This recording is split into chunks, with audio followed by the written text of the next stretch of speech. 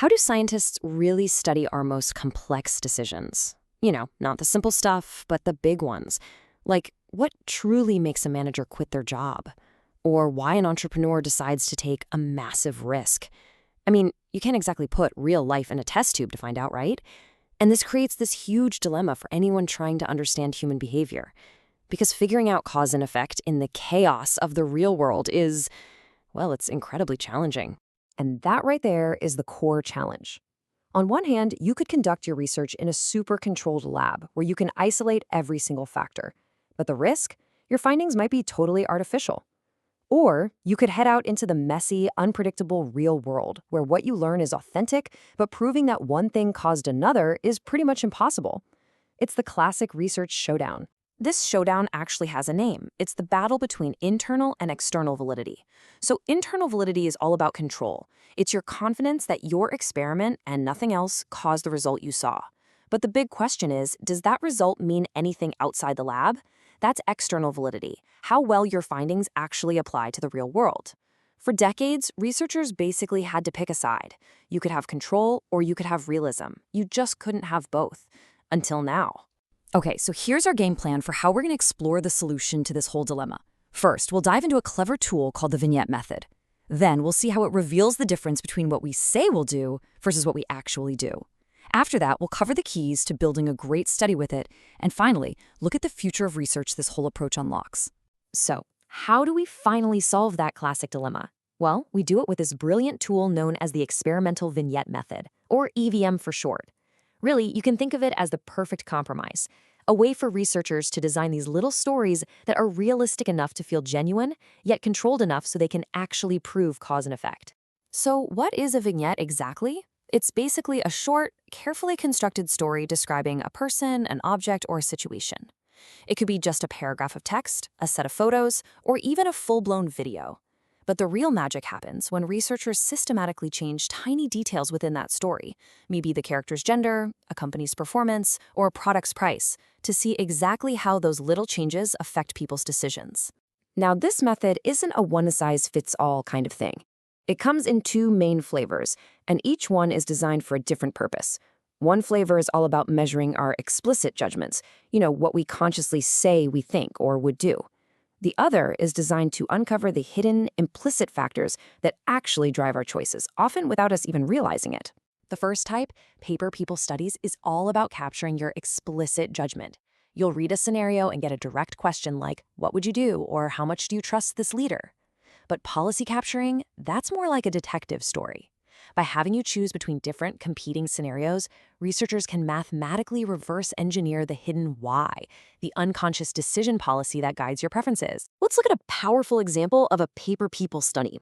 Researchers wanted to understand how we assign blame when a workplace romance ends in a sexual harassment claim. Now, you obviously can't, and you absolutely shouldn't, run that experiment in a real office. But by creating these written scenarios and just changing key details, they could precisely measure what factors cause people to blame one person over another, which gives us these critical insights into our own biases. Policy capturing, on the other hand, works a little differently. In one study, researchers wanted to know what really drives an entrepreneur's decisions. So they showed entrepreneurs various business opportunities, each with different levels of risk and reward. And by simply having them rank their preferences without ever asking why, the researchers could reverse engineer their thought process. They discovered which specific type of uncertainty was the biggest deal breaker, uncovering the hidden rules that guide a founder's gut feeling. Of course, having a great tool is only half the battle. You really have to know how to use it well. A powerful vignette study doesn't just happen by accident. It requires super careful planning and execution across 3 key stages. The whole process really breaks down into 3 logical steps. First, you plan, which is where you design the vignettes and the overall study. Second, you implement, and that involves finding the right participants and collecting all the data. And third, you report the results with complete transparency so the entire scientific community can learn from your work and build on it. Okay, so during that planning stage, the single biggest hurdle is realism. A common critique of this method is that if participants feel like they're just responding to some fake story, then their answers are meaningless and the data is pretty much worthless. So making the scenario feel believable and immersive, that's priority number 1. Researchers think about this challenge as the immersion ladder.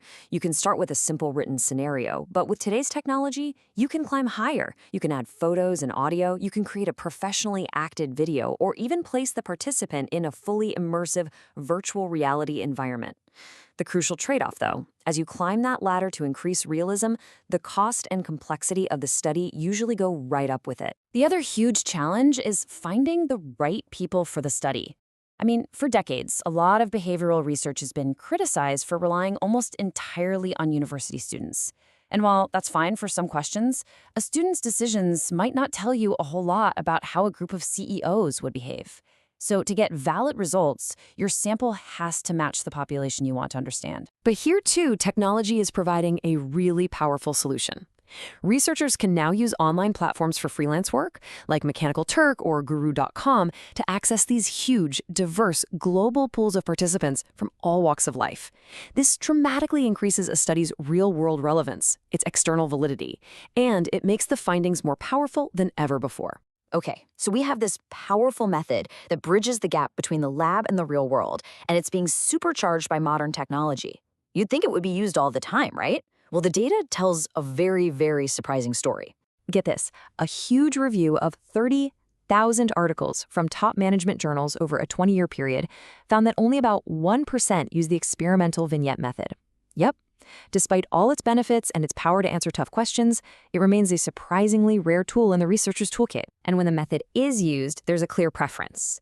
Around 61% of these studies were paper people studies, the ones that ask for our explicit, conscious judgments. This kind of suggests that researchers are more often asking what we think we do, rather than using policy capturing to uncover the hidden, implicit drivers of our choices. But here's the crucial context. While the method may be rare, it is absolutely not fringe. The most prestigious and influential journals in the field are the ones publishing these studies. So the takeaway is clear. When this method is used well, it produces high-impact, top-tier science that literally shapes our understanding of human behavior. So why does a seemingly academic research method matter to the rest of us? Because it holds the key to answering some of the most complex and important questions about our world, in business, in ethics, and in leadership. With this method, we can finally get solid, evidence-based answers to some huge questions. We can uncover what truly drives a manager's decision to leave a company. We can understand why different executive teams make completely different strategic choices when they're facing the exact same threat. We can learn what hidden factors influence an entrepreneur to pursue a risky venture. This is what EVM is built to do. Ultimately, this method is all about crafting the perfect story to reveal a hidden truth about how we all make decisions. It lets us peek inside the black box of the human mind. So, our final question is for you. If you could design the perfect scenario to study any judgment or bias, what hidden truth about decision-making would you want to uncover?